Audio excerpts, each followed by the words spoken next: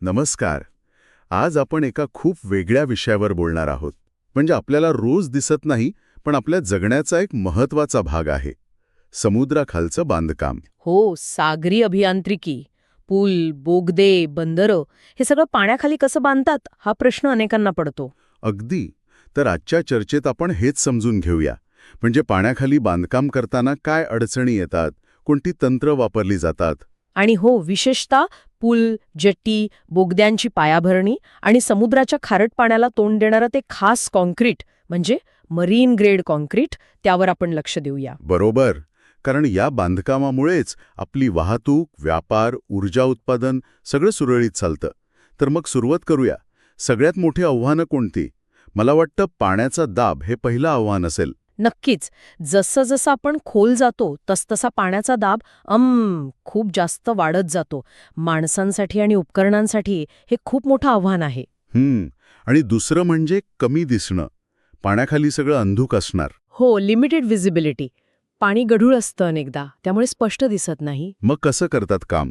म्हणजे अंदाजाने? नाही, त्यासाठी सोनार तंत्रज्ञान आहे आणि ROVs म्हणजे रिमोटवर चालणारे छोटे रोबोट्स किंवा कॅमेरा व्हेइकल्स भर. ते खाली जाऊन बघतात. अच्छा. आणि याशिवाय समुद्राचे प्रवाह आणि लाटा म्हणजे करंट्स आणि वेव्ज यामुळे बांधकामाच्या जागेवर स्थिरता ठेवणं खूप कठीण जातं. आणि ते गंजणं? समुद्राचं पाणी म्हणजे क्षारयुक्त. लोखंडी वस्तू तर लगेच गंजणार. अगदी. त्याला आपण करोजन म्हणतो. ते एक मोठं आव्हान आहे. तसंच पाण्याच्या प्रवाहामुळे पायाखालची माती वाहून जाते. त्याला स्काऊर म्हणतात. अरे बापरे. अजून काही? हो ना. मग समुद्रातले जीव म्हणजे शेवाळ वगैरे ते बांधकामावर वाढतात. त्याला बायोफाउलिंग म्हणतात. त्यानेही नुकसान होतं. आणि समुद्रतळाची माती ती सगळीकडे सारखी नसते. कुठे खडक, कुठे मऊ चिखल. त्यामुळे पाया कसा रचायचा हे ठरवणं अजूनच गुंतागुंतीचं होतं. म्हणजे एक ना अनेक आव्हानं आहेत. हो. मग या सगळ्यावर मात करून पायाभरणी करतात तरी कशी? कोणत्या पद्धती वापरतात? हो, तर यासाठी अभियंते काही खास पद्धती वापरतात.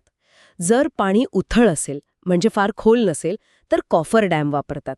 Coffer dam? हो. म्हणजे काय? म्हणजे असं समजा की बांधकामाच्या जागेभोवती एक तात्पुरती भिंत उभी करतात, सहसा स्टीलची.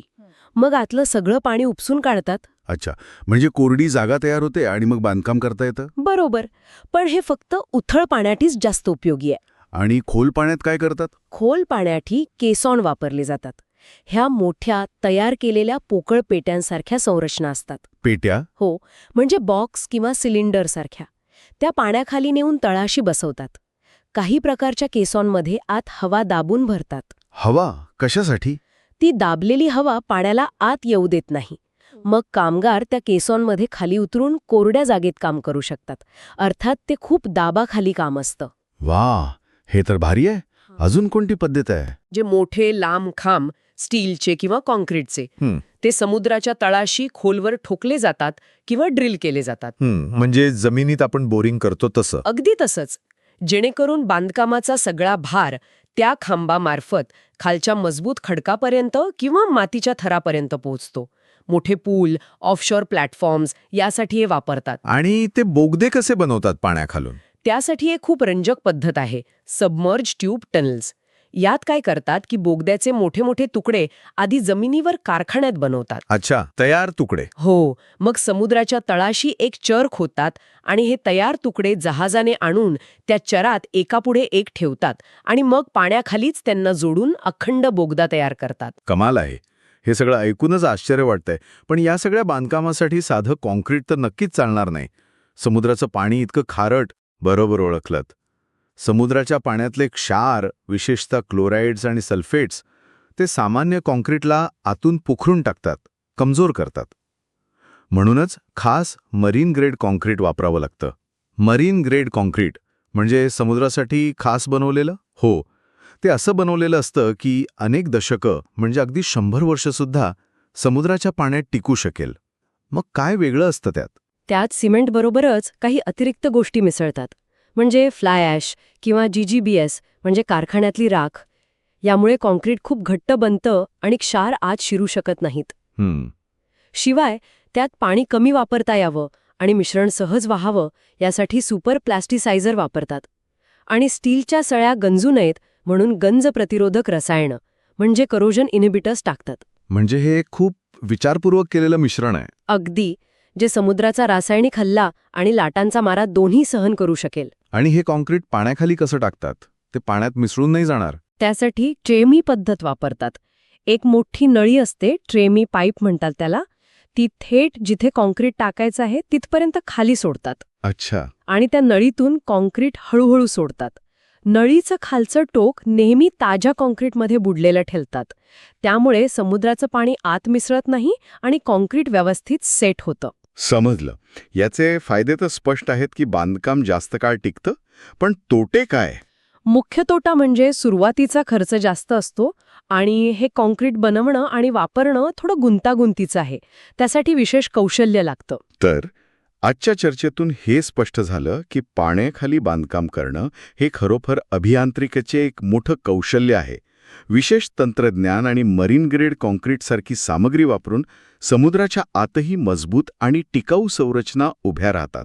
हो, आणि जागतिक व्यापार, ऊर्जेची वाढती गरज, हवामान बदल या सगळ्यांमुळे या क्षेत्राचं महत्त्व भविष्यात अजून वाढणार आहे. भविष्यात काय बदल अपेक्षित आहेत यात? भविष्यात आपण ऑटोमेशन आणि रोबोटिक्सचा जास्त वापर बघू. म्हणजे माणसांना धोकादायक परिस्थितीत जावं लागणार नाही. नवीन साहित्य पण येईल, जसं की सेल्फ हिलिंग कॉन्क्रीट म्हणजे स्वतःहून भेगा बुजवणारं कॉन्क्रीट. अरे वा. हो, कदाचित 3D प्रिंटिंगचा वापरही वाढेल पाण्याखालील बांधकामात. आणि अर्थातच अधिक पर्यावरणपूरक पद्धतींवर भर दिला जाईल. हे सगळं ऐकून एक विचार मनात येतो. आपण इतकं तंत्रज्ञान वापरून पाण्याखाली बांधकाम करतोय, पण निसर्गात बघितलं तर प्रवाळ खडक म्हणजे कोरल रीफ्स त्या हजारो वर्ष समुद्राच्या लाटा, अक्षार सगळं सहन करत टिकून आहेत. खरंय? मग भविष्यातलं आपलं पाण्याखालचं बांधकाम अधिक टिकाऊ आणि निसर्गाशी जुळवून घेणारं बनवण्यासाठी आपण या नैसर्गिक रचनांकडून काही शिकू शकतो का? हा विचार करण्यासारखा मुद्दा आहे नक्कीच.